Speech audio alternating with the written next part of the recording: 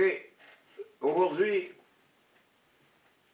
juste pour signaler, nous sommes le 17 janvier 2021. Et puis, en passant, c'est sûr qu'on... Ben, ça donne que c'est mon anniversaire de naissance aujourd'hui. Alors, juste pour vous laisser savoir, ça aurait été inutile de le cacher. C'est ça, mais c'était aussi un anniversaire important. Parce que Michel... On dit pas le chiffre, on dit pas le chiffre. Non, mais quand le numéro change, c'est quand même, je trouve ça un anniversaire important. Oui. Oui, je suis d'accord avec ça, moi. C'est juste que je suis un peu traumatisé, j'imagine, dans l'événement, puis je ne sais pas trop comment réagir pour le moment. Mais pour dire simplement, bienvenue à toutes et à tous. Aujourd'hui, dans le contexte très spécifique d'une requête de l'ami Pierrot et de l'ami Gaël au sujet du développement du doctorat de notre équipe de recherche qui s'appelle Old Woodard Rochette.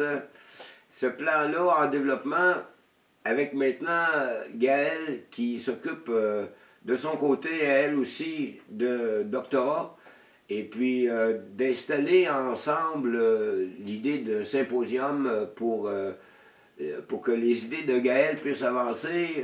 Il semble-t-il qu'en équipe, avec nous, les rêveurs équitables.com pour le dire, faisons donc le développement de ce qu'on appelle entre nous maintenant le nom et le pays œuvre d'art, dans l'idée de la vie personnelle œuvre d'art. Qui s'exprime sous pour le moment sous le nom de la nano-citoyenneté qu'on veut planétaire. Alors dans ce contexte-là, nous avons développé des archétypes, chacun nous sommes devenus, j'ai ici avec moi Moline la jardinière, Moline ma conjointe depuis maintenant 36 ans qu'on est ensemble, hein? L'autre, c'est comme ça, on se quitte plus, là. Et voilà donc, moi, comme Michel le concierge, et tout d'un coup que le troisième archétype, Pierrot, vagabond chercheur, nous fasse la requête d'exprimer comment nous sommes devenus des archétypes d'abord.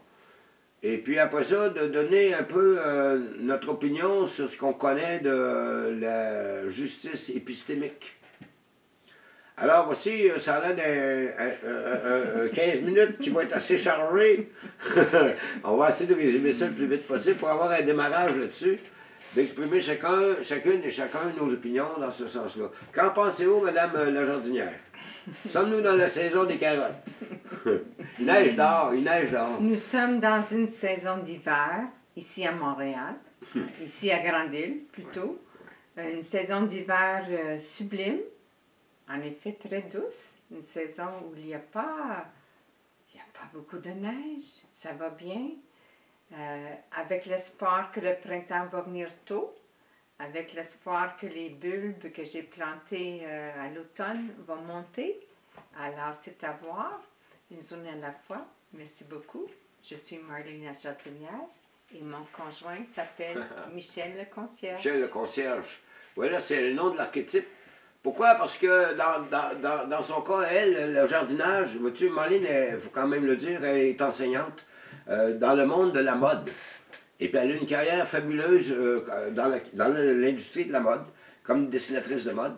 Et aujourd'hui, qu'elle transfère les connaissances vers la jeunesse, bien, en plus de ça, elle a développé le plaisir personnel de jardiner avec le temps.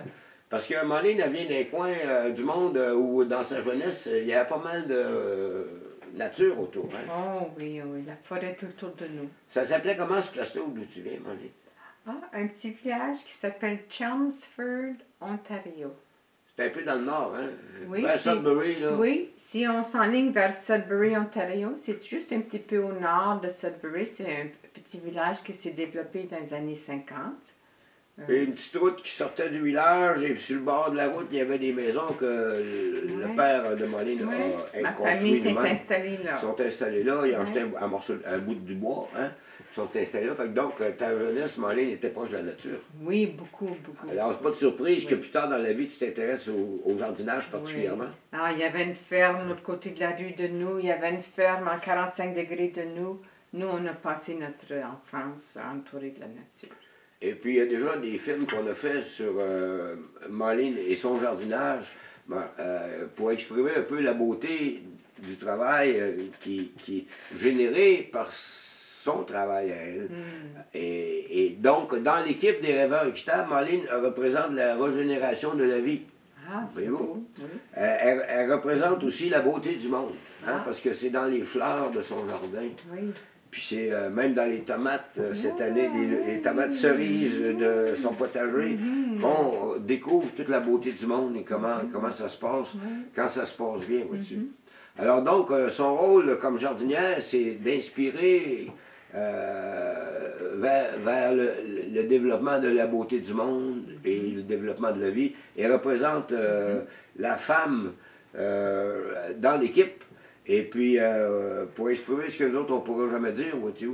Alors donc, dans ce contexte-là, de la justice épistémique, nous avons fait une petite recherche sur Internet, puis on a sorti un document qui nous explique d'abord, on a demandé, nous, à la justice épistémique. Puis ce qu'on a eu comme résultat, c'était l'injustice épistémique. Il n'y avait rien d'autre que deux définitions de l'injustice épistémique, puis une autre injustice en dessous. Herméneutique, aussi.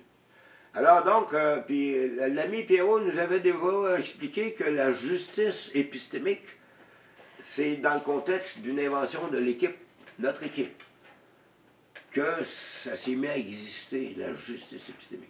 Parce que, semble-t-il, que c'est l'injustice seulement qui avait été démontrée.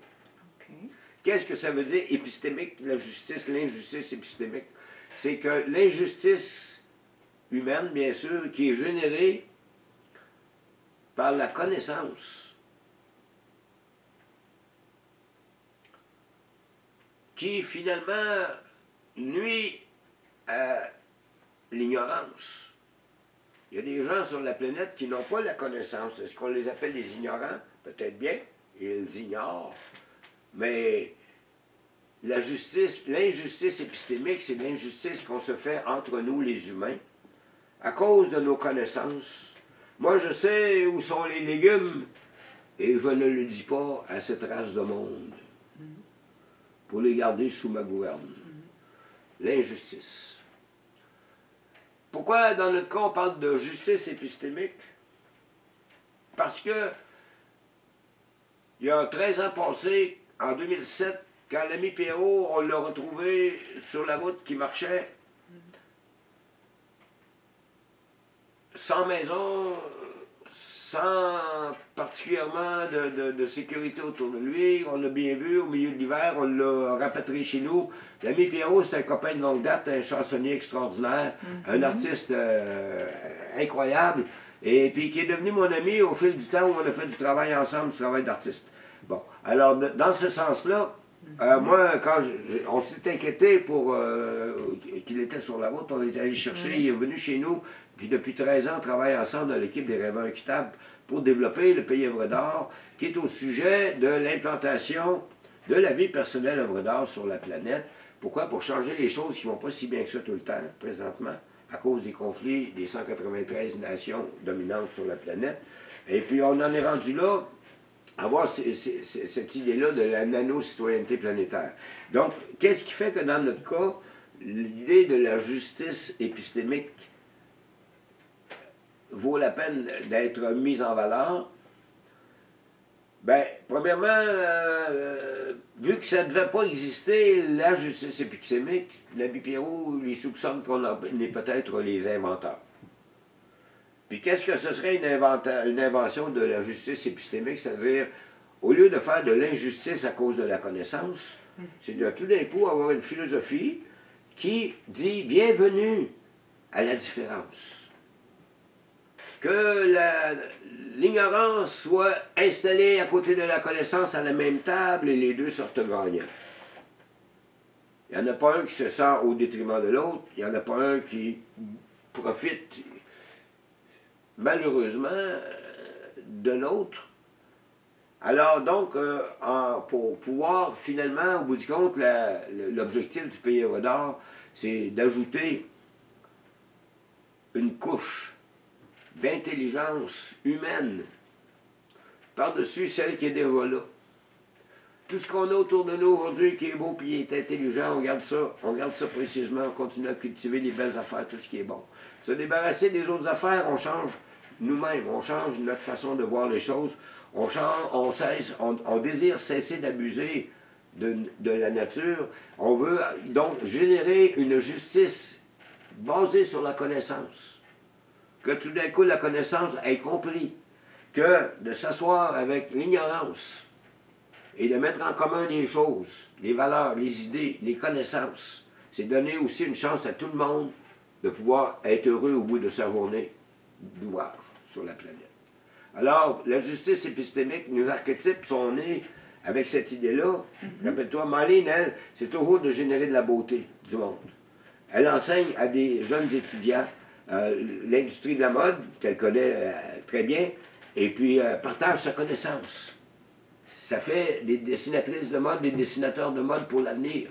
La relève, la relève. Hein? La relève. La relève, voilà. Il en faut. Ben Il oui. en faut. Ben oui. Alors, voilà, c'était notre idée. Les archétypes sont nés dans ce sens que quand quand on l'a vu Pierrot, il est allé le chercher, c'était comme l'accueil. On l'a invité chez nous. Puis, depuis 13 ans, on travaille ensemble maintenant à développer le Pays au radar. Pour dire, aussi, l'accueil. Pierrot, c'est un homme qui a de la connaissance à revendre. Là, il est maîtrisé dans tout. Il s'en va docteur dans ça, là, puis bon, toute l'affaire. Alors, lui, il a les connaissances que moi, j'ai pas, par exemple. Pour qu'on puisse jaser de la justice épistémique, il fallait bien qu'il m'en parle, lui, là, parce que moi, je ne savais pas c'était quoi cette affaire-là. C'est vrai. Mais par contre, je comprends, moi, dans la vie, c'est quoi l'injustice épistémique? Je le sais, ça. Je le vois tous les jours. Dans mon travail, moi, là, je suis pas assez payé cher pour ce que je fais. Puis ainsi de suite, pour tout le monde. On a tous des revendications.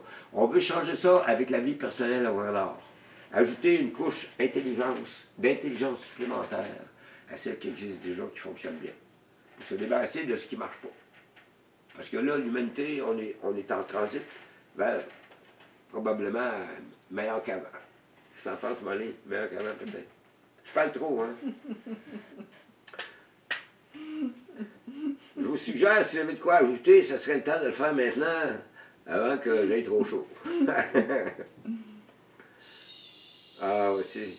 Ouais, c'est ça. C'est mieux que des pilules, ça, monsieur. C'est vraiment mieux que des pilules.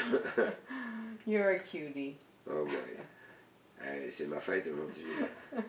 C'est pas croyable, je travaille encore. Regarde, on travaille encore. Tu t'en penses? On appelle le temps matin?